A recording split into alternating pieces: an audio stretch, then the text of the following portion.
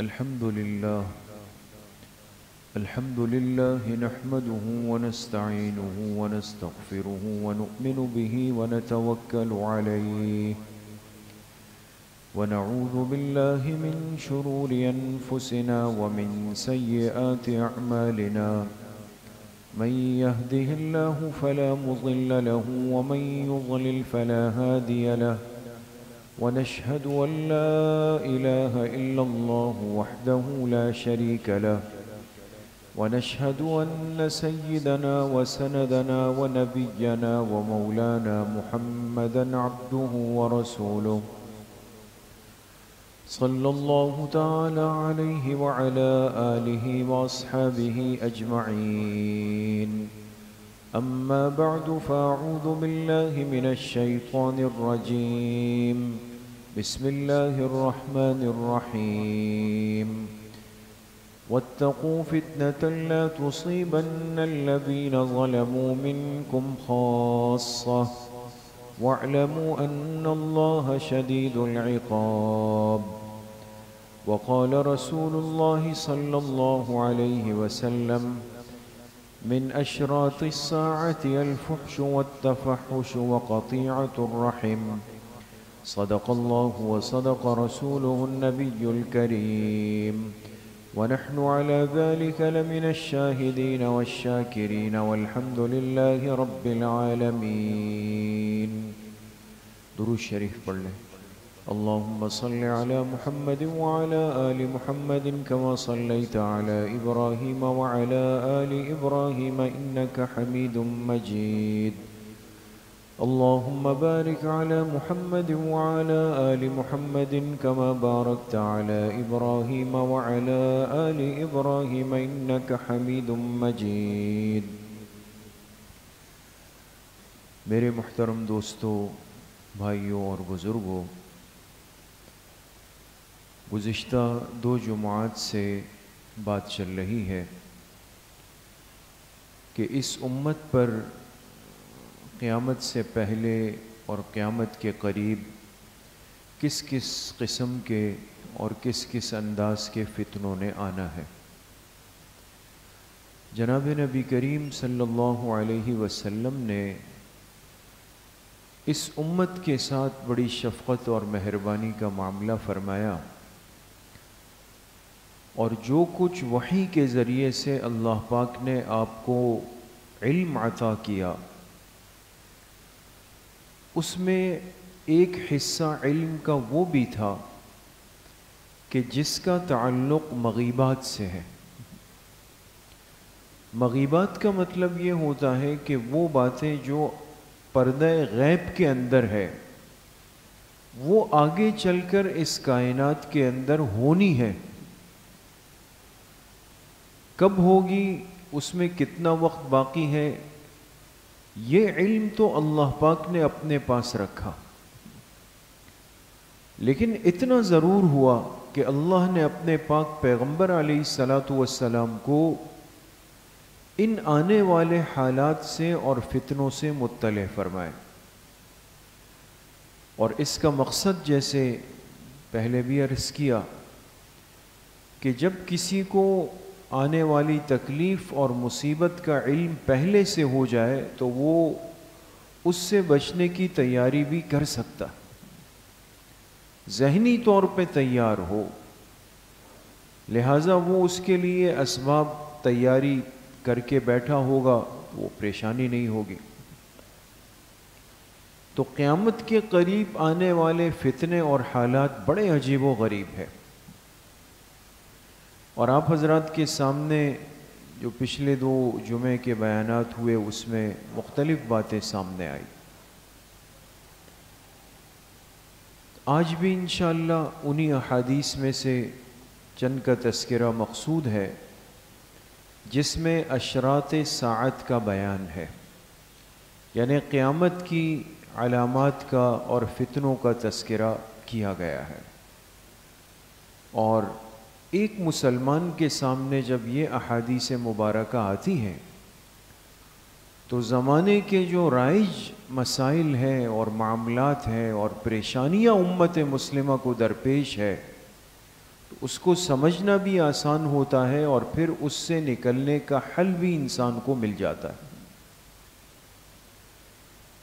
تو انہی احادیث میں جناب نبی کریم صلی اللہ علیہ وسلم نے ارشاد فرمایا، من اشراط الساعۃ الفحش والتفحش وقطیعۃ الرحم، فرمایا کہ قیامت کے قریب کی نشانیوں میں سے ہے کہ 3 باتیں پیدا ہو جائیں گی بہت زیادہ۔ وہ 3 باتیں کیا ہیں؟ فرمایا الفحش، ایک تو بدکاری عام ہو جائے گی، بدکاری، والتفحش، بد زبانی عام ہو جائے گی، وقطیعۃ الرحم، اور قطع رحمی عام ہو جائے گی۔ ایک چیز کا وجود ہے، ایک چیز کا عموم ہے۔ قیامت کے قریب چیزوں کے عموم کو بیان کیا گیا، ایسا نہیں ہے کہ ایک آدھ واقعہ ہوگا کہ نعوذ باللہ کسی نے بدکاری کی، کسی کی عزت خراب کی، نہیں۔ ایک آدھ واقعہ ہو کہ بھئی کسی کی زبان گندی ہو گئی، خراب ہو گئی، ایسا نہیں ہوگا۔ ایک آدھ واقعہ ہو کہ کوئی قطع رحمی کر کے خاندان سے، اپنوں سے کٹ کے بیٹھ گیا۔ یہ اکا دکا واقعات تو ہر زمانے میں چلتے ہیں، لیکن قیامت کے قریب کیا ہوگا کہ یہ تینوں باتیں عام ہو جائے گی۔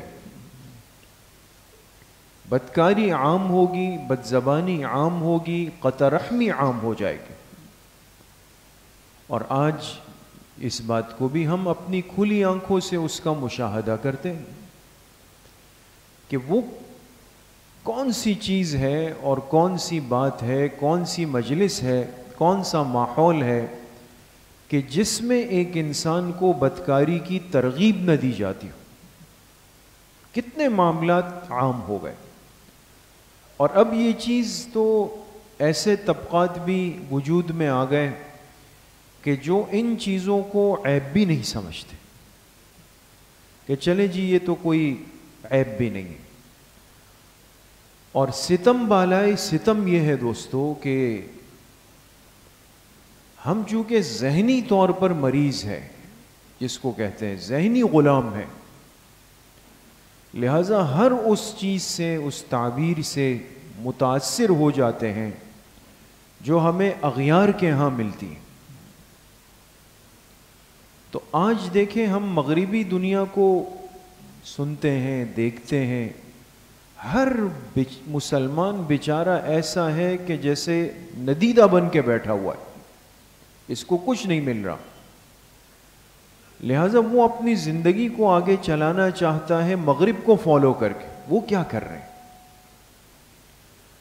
وہاں تصور دیا گیا، وہاں ماحول بنایا گیا کہ بھئی ایک شادی کی زندگی، نکاح کی زندگی تو پوری زندگی ہے جس میں 40-50 سال شوہر بیوی نے گزارنے ہیں، تو یہ کیسے ہو سکتا ہے کہ ایک بالکل اجنبی عورت ہے، اجنبی مرد ہے، صرف نکاح ہو اور ان کی زندگی صحیح ترتیب پہ آ جائے؟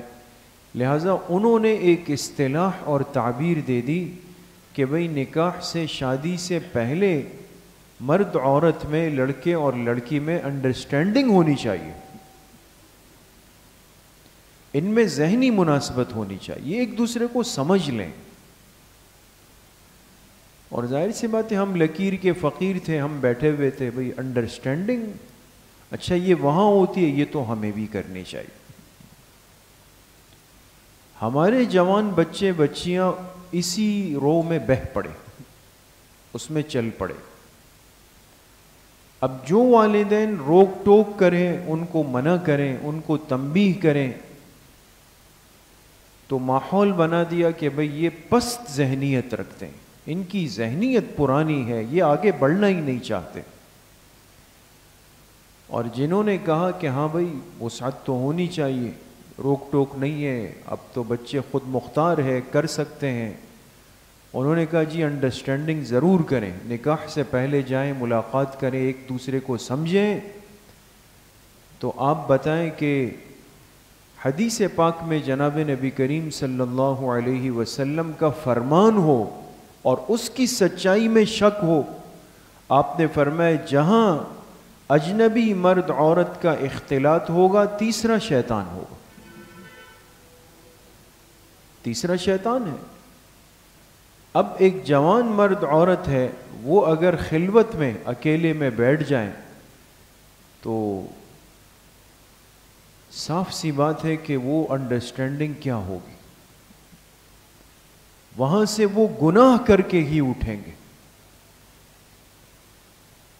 وہ نکاح سے پہلے حرام کاری کا ارتکاب کر کے اٹھ جائیں گے، آ جائیں گے۔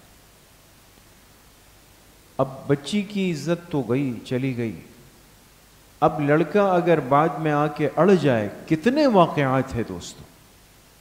پہلے ہم روک ٹوک نہیں کرتے، ان کو اجازت دیتے ہیں، جی ملیں، ملاقات کریں، انڈرسٹینڈنگ کریں آپس میں، اور جب آپس میں خدا نخواستہ کچھ غلط ہو گیا اور بعد میں لڑکے نے کہا کہ جی مجھے تو اب سمجھ میں نہیں آ رہی بھئی، مجھے بریک اپ کرنا ہے، میں عرض کر رہا ہوں نا کہ یہ تعبیرات انگلش کی دے دی گئی اور ہم پاگل ہو گئے کہ بھئی یہ نہیں ہو تو میں کیسے لوگوں میں بڑا بنوں گا۔ تو لڑکے نے کہا جی مجھے تو اب قبول نہیں ہے۔ آپ بتائیں اس بچی اور اس بچی کے ماں باپ کا ساری زندگی کیا بنے گا؟ کون اب اس کا ہاتھ تھامنے کے لیے نکاح کے لیے تیار ہوگا؟ کوئی بھی نہیں ہوگا۔ اس کی عزت ختم ہو گئی، ماں باپ کی زندگی ختم ہو گئی، برباد ہو گئی سب کچھ۔ اس لیے میرے محترم دوستوں، بھائیوں اور بزرگوں، بہت ساری چیزیں ہیں جن کو ہم نے مشرقی اقدار کا نام دیا ہے کہ بھئی یہ ہماری مشرقی دنیا کے اقدار ہے، اور اس میں شک نہیں، ضروری نہیں کہ آپ ہر چیز کو سمجھنے کے لیے قرآن پاک کے 30 پاروں کو الٹ پلٹ کر دیکھیں۔ بھئی قرآن میں کہاں لکھا ہے؟ مجھے حدیث دکھائیں کہ حدیث کے اندر کیا لکھا ہے۔ یہی باتیں اور یہی دلائل مانگنے والے بعد میں روتے پھرتے ہیں جب خدا نخواستہ بچی کی عزت کا معاملہ آ جائے، پھر اس سے کوئی یہ پوچھے گا کہ آپ کو قرآن اور حدیث کی دلیل ملی یا نہیں ملی؟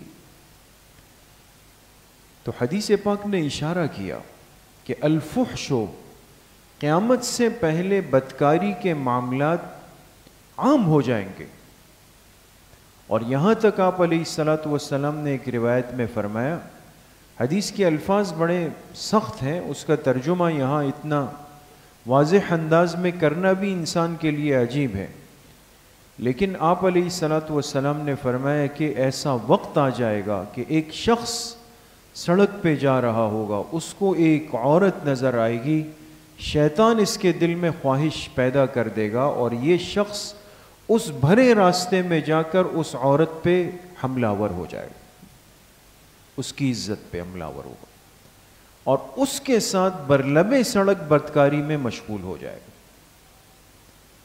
پھر آپ علیہ الصلاۃ والسلام نے فرمایا اس موقع پہ تم میں سب سے بہتر وہ ہوگا جو ان سے اتنا کہہ دے کہ تم کنارے پر یہ کام کر لو۔ یہ فتنے ہیں آج کے۔ دوسری بات فرمائی کہ پھر اس کے ساتھ ساتھ بدزبانی وہ بھی عام ہوگی، التفحش۔ تفحش کیا ہے؟ بدزبانی ہے، یعنی زبان کا استعمال کیسے کرنا ہے، کتنا کرنا ہے، اس سے کیا بولنا ہے۔ ایمانی زندگی میں تو یہ سارے آداب ہمیں سیکھنے ہیں دوستو، یہ تو سیکھنے ہیں کہ مجھے بول چال کے اندر کیا کرنا ہے۔ یہ جو آج تھوڑا سا غصہ آیا کام کرنے والے ملازم پہ، آپ دیکھیں نا، یقین کریں بعض دفعہ انسان مارکیٹ سے، گنجان مارکیٹوں سے، گلیوں سے گزر نہیں سکتا، یہاں وہ اپنے ملازم کو گالی دے رہا ہے، وہ اپنے ملازم کو گالی دے رہا ہے، اور گالیاں بھی واہیات قسم کی، یعنی جیسے کہ اس مسلمان کو یہ علم ہی نہیں ہے کہ کسی کو ایسی گالی دینا یہ گناہ کبیرہ ہے، اور جس کو حدیث پاک میں فسق یعنی ایسا کرنے والا فاسق ہے، سباب المسلم فسوق، فرمایا کسی مسلمان کو گالی دینے والا فسق کا مرتکب ہے، اور یہاں تو سرعام ہے۔ تو نوجوان ساتھی آپس میں بیٹھتے ہیں، بات چیت کے اندر گالیاں عام ہیں، تکیہ کلام بن گئے، ایک دوسرے کو بلاتے ہوئے بالکل کھلے عام بے حیائی والی زبان استعمال ہوتی ہے۔ اس زبان پر آج قابو اور کنٹرول نہیں رہا، یہ بے قابو ہو گئی، جو اس کی مرضی ہے ہم اس سے بلوا لیتے، استعمال ہو جاتی۔ تو گھر کے اندر ہم گالیاں دیتے ہیں، بچے وہی سیکھ کے بڑے ہو رہے ہیں۔ باہر کی دنیا میں مارکیٹوں میں ہم گالیاں دیتے ہیں، بچے وہی سیکھ کے بڑے ہو رہے ہیں۔ میں یہاں تک عرض کرتا ہوں، ایک تعلیمی اور تدریس گاہ کے اندر ایک استاذ اگر اپنے طالب علموں کے سامنے اس طرح کی زبان استعمال کرے گا تو بچہ حافظ اور قاری بھی بنے گا، گالیاں بھی سیکھے گا۔ یہ کوئی کم مصیبت کے دور میں ہم نہیں گزر رہے دوستو، اس لیے اس زبان کو قابو میں رکھنا، اس کو کنٹرول میں رکھنا، اس کو غلط لب و لہجے سے بچانا، یہ بہت ضروری ہے۔ تیسری چیز اس کے ساتھ فرمائی کہ قطیعۃ الرحم، اور قطع رحمی وہ بالکل عام ہو جائے گی، عام ہو جائے، صلہ رحمی نہیں ہوگی، قطع رحمی بالکل عام ہو جائے گی۔ قطع تعلق، میل جول، میل ملاپ، ایک دوسرے کا احساس، یہ زندگیوں سے بالکل وہ ختم ہو جائے گا۔ آپ دیکھیں نا، آج تک کیسا ایک ماحول تھا کہ کسی خوشی کسی غمی میں پورا خاندان ایک ساتھ کھڑا ہوا ہے نا، پوری برادری ایک ہوتی تھی۔ اب تو نوجوان نسل کو پتہ ہی نہیں ہے کہ میرے چچزاد بیٹوں کے نام کیا ہے، کتنے بیٹے ہیں، ماموں کی کتنے بچے ہیں، فلاں کے کتنے بچے ہیں۔ قریبی رشتوں کا تعارف بھی ہوتے ہوتے ختم ہونے میں آ رہا ہے دوست، آپس کا تعارف ہی نہیں ہے، اور اس کا نتیجہ اور نقصان یہ ہے کہ کل میری خوشی اور میرے غم میں میرے ساتھ میرے دوست آ کے کھڑے ہو جاتے ہیں، 4-5 دوست، رشتہ داروں کو نہ علم ہے نہ مجھے پتہ ہے کہ کس رشتہ دار کو بولنا ہے نہیں بولنا، اور پرواہ بھی نہیں ہے اس قوم کو، اس امت کو۔ یہ قطع رحمی ہے دوستو، قطع رحمی ہے۔ حدیث پاک میں جناب نبی کریم صلی اللہ علیہ وسلم نے فرمایا کہ جب میری امت کے اندر قطع رحمی عام ہو جائیں گی، ان سے اللہ پاک اپنی رحمتوں کو روک لیں گے، اور فرمایا صلہ رحمی جا کر اللہ کے عرش سے معلق ہو جاتی ہے، اور پھر کہتی ہے کہ جس نے مجھے جوڑ کر رکھا اللہ اسے جوڑ کر رکھے گا، اور جس نے مجھے توڑ دیا قطع رحمی کی تو اللہ اسے بھی توڑ دے گا۔ آج اپنوں سے تعلقات، اپنوں کے ساتھ نبھانا، اپنوں کی خوشی اور غمی کے اندر شرکت کرنا دل کے ساتھ، ایک تو رسمی ہے نا، ایک تو رسمی ہے جیسے آج کل ہوتا ہے، ایک حقیقی ہے، وہ چیزیں ختم ہو گئی۔ بڑوں کے اختلافات کو، لڑائیوں کو ہم وصیت کے انداز میں پال رہے ہوتے، ہمارے بڑوں کی آپس میں نہیں بنتی تھی تو بچے کہتے ہیں بھئی ہم کیوں رکھیں، ہم بھی نہیں رکھتے اس کو، وہ بھی اسی طرح ڈٹ جاتے ہیں، اسی انداز میں چل رہے ہوتے ہیں۔ تو آپ علیہ الصلوۃ والسلام نے اس حدیث میں 3 باتیں، الفحش والتفحش وقطیعۃ الرحم، بدکاری عام، بد زبانی عام، قطع رحمی عام۔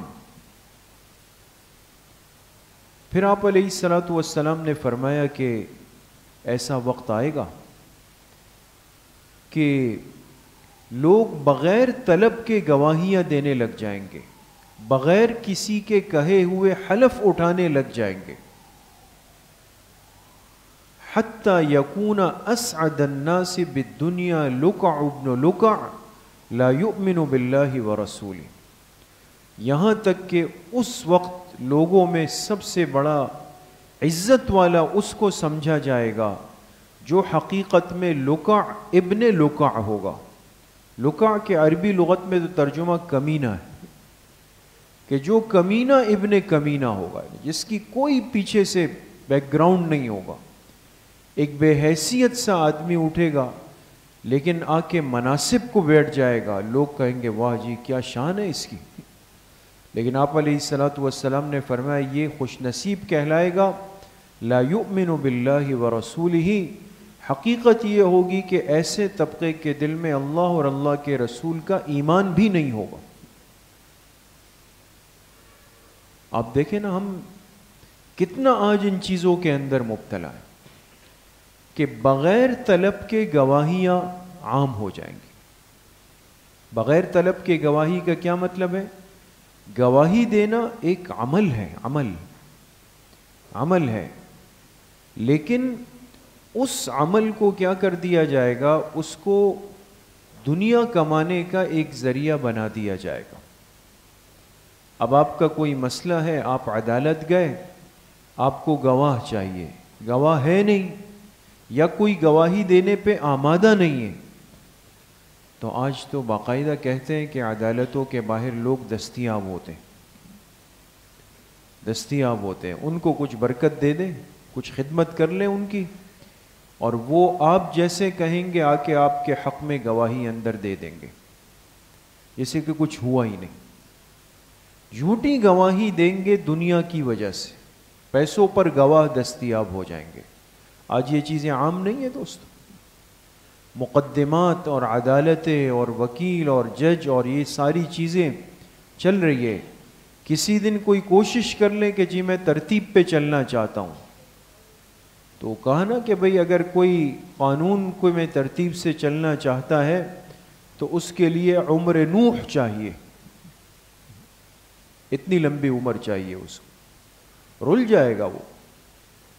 ہاں اگر وہ چاہتا ہے کہ بھئی جلدی کام ہو جائے تو پیسوں پہ گواہ دستیاب ہے, پیسوں پہ گواہیاں دستیاب ہے, پیسوں پہ جعلی تحریرات دستیاب ہے, ساری چیزیں ہوں گی. یہ اتفاقیات تو نہیں ہے. ان چیزوں کا عام ہونا, آپ علیہ الصلوۃ والسلام نے فرمایا کہ یہ قیامت کے قریب ہونے کی ایک علامت ہوگی.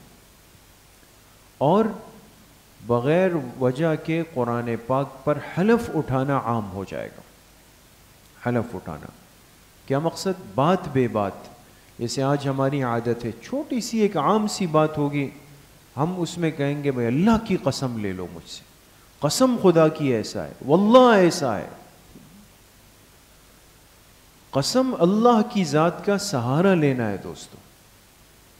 اس لیے اللہ کے نام کے علاوہ کسی کی قسم کھانا جائز نہیں ہے. مسئلہ یہ ہے نا, اللہ کے نام کے علاوہ کسی کی قسم کھانا جائز نہیں. ایک روایت میں آپ علیہ الصلوۃ والسلام نے فرمایا کہ جس نے اللہ کے نام کے علاوہ کسی کی قسم کھائی, اس نے شرک میں سے ایک شرک کا ارتکاب کیا. یہ ایک عام چیز تھوڑی ہے, مذاق تھوڑی ہے. آج کل تو لوگ ہیں کہتے ہیں بچے کے سر کی قسم, ماں باپ کی قسم, کھانے کی قسم, میرے کاروبار کی قسم, میرے فلاں کی قسم. یہ بہت خطرناک چیز ہے دوستو. قسم بوقت ضرورت بقدر ضرورت جائز ہے, صرف اللہ کے نام کی, لیکن بے مقصد نہیں کہ بے مقصد بار بار انسان چھوٹی بات ہے قرآن اٹھا لیتا ہے, چھوٹی سی بات ہے قرآن اٹھا لیتا ہے, جیسے 30 پارے قرآن صرف اس کام کے لیے رہ گئے. یہ چیزیں عام ہو جائیں گی.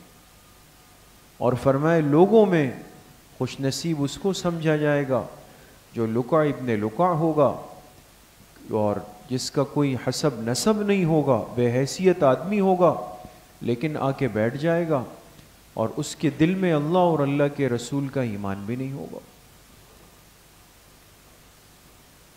تو آج ذمہ داریاں نااہلوں کے پاس اگر چلی جائیں, نااہلوں کے پاس ہو, یہ اس بات کی دلیل ہے دوستو کہ ہم فتنوں کے دور میں داخل ہیں. آپ دیکھیں نا, آپ کسی ادارے میں چلے جائیں, کسی مقصد سے کہیں چلے جائیں, تو کیا کچھ چل رہا ہے وہاں, کیا کچھ نہیں ہو رہا دوستو. اصل جس کی تقرری ہے وہ تو ہے ہی نہیں، کہاں ہے وہ؟ گاؤں میں ہے۔ ان کی جگہ کوئی اور بیٹھ کر کے وہ پارٹ ٹائم جاب سنبھال کے بیٹھا ہوا ہے، اور وہ جانے والا کیا کرتا ہے؟ اس کو اپنی تنخواہ میں سے کچھ حصہ دے دیتا ہے۔ یہ چیزیں عام ہیں۔ ذمہ داری کس کی ہے؟ کام کون کر رہا ہے؟ سرکاری خزانے کا استعمال کس ترتیب پہ ہو رہا ہے؟ وہ کون سی ناجائز حرکت ہے دوستو جو آج ہم من حیث القوم اپنے اس ملک کے اندر نہیں کر رہے ہیں، اور پھر اس کے بعد ہم کہتے ہیں بھائی مسائل ہیں، معاملات ہیں، پہلے والی برکتیں نہیں ہیں، پہلے والی خوشیاں نہیں رہی باقی۔ تو جب ہم نے اللہ کے احکامات کو پامال کیا، اس کا مذاق اڑایا، تو یہ چیزیں تو اس کے پیچھے آنی تھی۔ پھر آپ علیہ الصلوۃ والسلام نے فرمایا یذهب الصالحون الاول فالاول يبقى حفالة كحفالة الشعير او التمر لا يباليهم الله بالة۔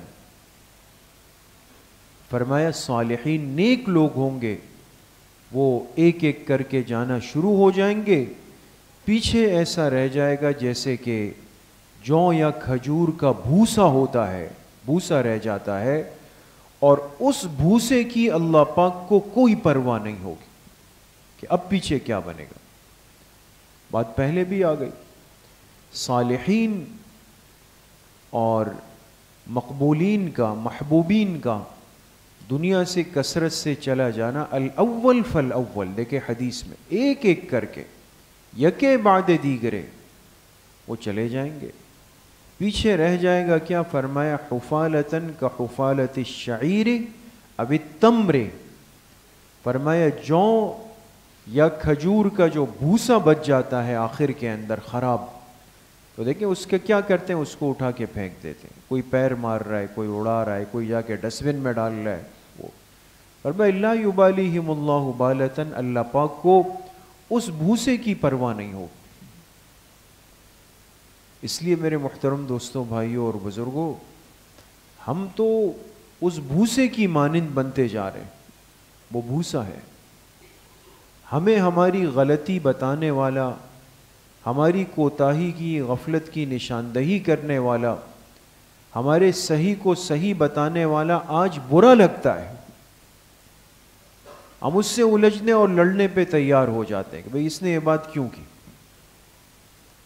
اس نے یہ بات کیوں کی؟ اس لیے کہ ہر کان عادی ہو گئے اپنی تعریف کے سننے کے، چاہے میں نے کچھ کیا نہیں کیا، صحیح کیا غلط کیا، اخلاص سے کیا ریاکاری سے کیا، لیکن طلبگار اس بات کا ہوں کہ سامنے سے میری تعریف کے الفاظ آئیں گے تو قبول کریں گے، جی یہاں ہاتھ رکھیں گے، لیکن اگر کسی نے تنبیہ کی، اصلاح کی، غلطی کی نشاندہی کی، تو پھر لال سرخ ہو جائیں گے، جی یہ آپ نے کیسے بولا، یہ حق آپ کو کس نے دیا ہے؟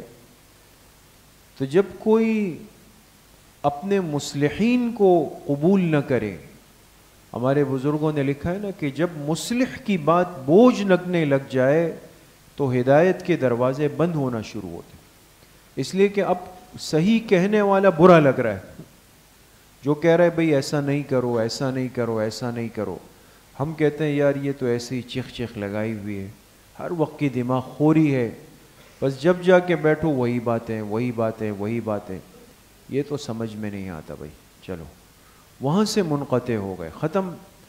تو اب جب ختم ہو گیا تو اب مجھے ہدایت صحیح اور غلط کا فرق کون بتائے گا؟ اس لیے میرے عزیزوں، دوستوں، بزرگوں، خوش نصیب ہے اس دنیا میں کہ جس کے سر پہ سرپرست موجود ہو اور اس کو اس کے صحیح اور غلط کا فرق بتا سکتا ہو، یہ بڑی نعمت ہوتی ہے۔ پھر آپ علیہ الصلوۃ والسلام نے فرمایا یأتی علی الناس زمان الصابر علی دینہ کالقابض علی جمرۃ، فرمایا پھر میری امت پر وہ وقت آ جائے گا کہ جس میں اپنے دین پر چلنے والا اس کی حیثیت ایسے ہو جائے گی جیسے کہ جلتے ہوئے انگارے کو اپنی مٹھی میں لینے والا، دین پر چلنا اتنا زیادہ مشکل ہو جائے گا دوست کہ دین پر عمل کرنا، اس پر چلنا، اس کو بیان کرنا ایسا ہے جیسے ہاتھ میں انگارہ لیا ہوا ہے. تو ہاتھ میں انگارہ لینے سے تو ہاتھ جلے گا، ہے نا؟ کوئی تیار نہیں ہے کہ اپنے ہاتھ کو جلائے، وہ جھٹک دے گا اس چیز کو. دین پر چلنا اور دین پر آنا اتنا زیادہ مشکل ہو جائے گا.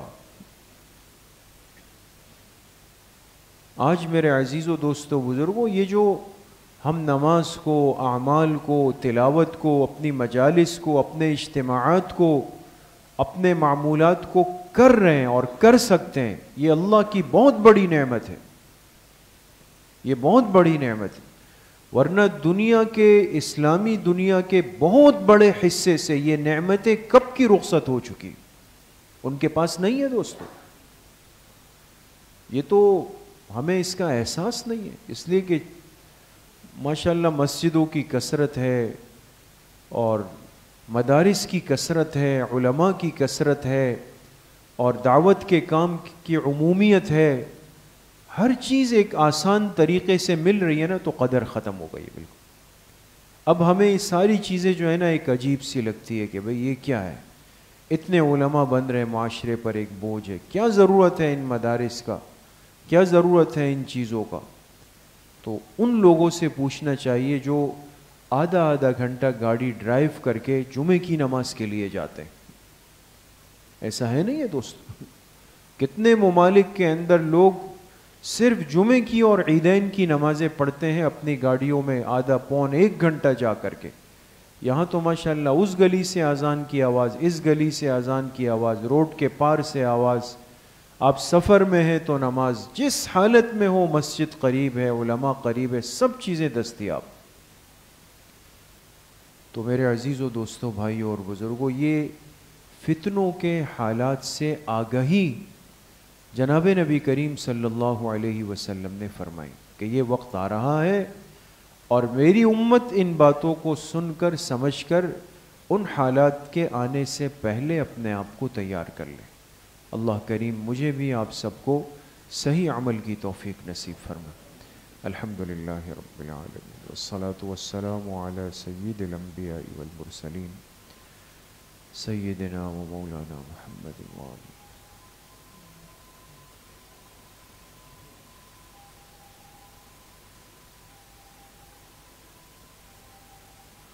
وصلی اللہ وسلم علی نبینا محمد وآلہ وصحبہ اجمعین برحمتہ.